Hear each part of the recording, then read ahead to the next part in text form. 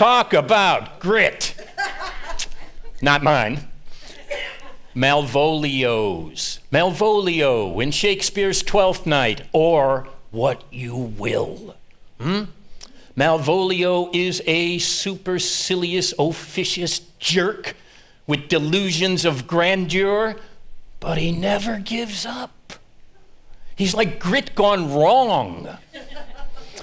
Malvolio serves as steward to the Lady Olivia, and he becomes the butt of a practical joke employed by Sir Toby Belch and his drinking partner, Sir Andrew Aguecheek, who compose and forge a letter which Malvolio is bound to find and think is to him from the Lady Olivia. Why would anyone play such a cruel trick? I mean, it's going to cost him everything. His job, his reputation, his sanity. Well, let's say it's like 2 a.m, and we're all having a really good time. And this guy shows up.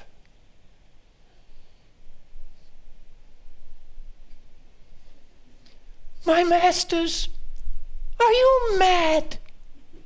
Oh, what? Are you? Have you no wit? Manners, nor honesty? But to gabble like tinkers at this time of night. Do you make an alehouse of my lady's house? Ye squeak out your cosier's catches without any mitigation or remorse of voice. Is there no respect of place, persons, no time in you?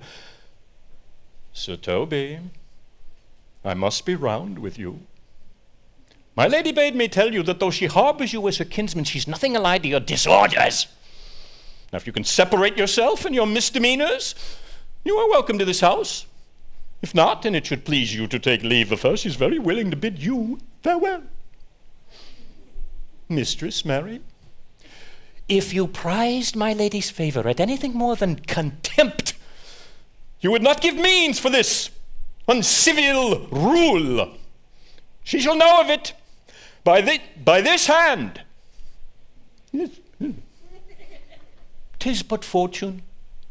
All is fortune. To be Count Malvolio. There is example for it. The Lady of Strachey married the yeoman of the wardrobe, having been 3 months married to her. Sitting in my state, calling my officers about me in my branched velvet gown, having come from a day bed where I've left Olivia sleeping, and then to have the humor of state, and after a demure travel of regard, telling them I know my place as I would they should do theirs. To ask for my kinsman, Toby. 7 of my people with an obedient start make out for him. I frown the while. Perchance wind up my watch, or play with my some rich jewel. Toby approaches, curtsies there to me. I extend my hand to him, thus, quenching my familiar smile with an austere regard of control, saying, Cousin Toby, my fortunes having cast me on your niece, give me this prerogative of speech. You must amend your drunkenness. Besides, you waste the treasure of your time with a foolish knight, one Sir Andrew. What employment have we here? By my life, this is my lady's hand. These be her very C's, her U's, her T's. Thus makes she her great P. Yes, it is in contempt of question her hand. To the unknown beloved, this and my good wishes. Her very phrases. By your leave, wax. And the impressure, her Lucrece, with which she uses to seal. To whom should this be? God knows I love. But who? Lips do not move. No man must know. No man must know. What follows? If this should be thee, Malvolio. I may command where I adore, but silence like a knife with bloodless stroke my heart doth gore. M-O-A-I doth sway my life. M-O-A-I doth sway my life. Nay. But let me see. I may command where I adore. Well, she may command me. I serve her. She's my lady. Why, this is evident to any formal capacity. There's no obstruction in this. In the end, what should that alphabetical position portend? Oh, if I could make it resemble something in me. Softly. M-O-A-I. Malvolio. Why, that begins my name. But then there is no consonancy in the sequel, which suffers under probation. A should follow, but O does, then comes I behind. This simulation is not as the former. And yet, to crush it a little, it would bow to me. For every one of these letters are in my name. Soft, here follows prose. If this fall into thy hands, revolve.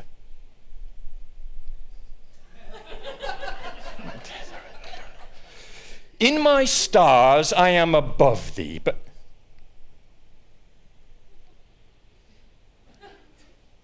be not afraid of greatness. Some are born great, some achieve greatness, some have greatness thrust upon them. Thy fates open their hands. Let thy blood and spirit embrace them, and to inure thyself to what thou art like to be, cast thy humble slough and appear fresh. Be opposite with a kinsman, surly with servants. Let thy tongue tang arguments of state. Put thyself into the trick of singularity. She thus advises thee that sighs for thee. Remember who commended thy yellow stockings and wish to see thee ever cross-gartered. Go to, thou art made, if thou desirest to be so. If not, let me see thee a steward still, and not worthy to touch fortune's fingers. Farewell. She that would alter services with thee, the fortunate unhappy. Oh, daylight and champion discovers not more. This is open. I will be proud. Oh, I will read politic authors. Oh, I will baffle Sir Toby. I will wash off gross acquaintance. I will be point devised, the very man. I do not now fool myself to let imagination jade me, for every reason excites to this, that my lady loves me. She did commend my yellow stockings of late. She did. Praise my leg, being cross-gartered. And in this, she manifests herself to my love, and with a kind of injunction, drives me to these habits of her liking. Oh, I thank my stars. I'm happy. Oh, I will be strange. Stout, in yellow stockings, and cross-gartered, even with the swiftness of putting on. God and my stars be praised. Here's yet a postscript. Thou canst not choose but know who I am. If thou entertainest my love, let it appear in thy smiling. Thy smiles become thee well. There in my presence still smile. Dearo, my sweet, oh God, I thank thee. Well, I will smile.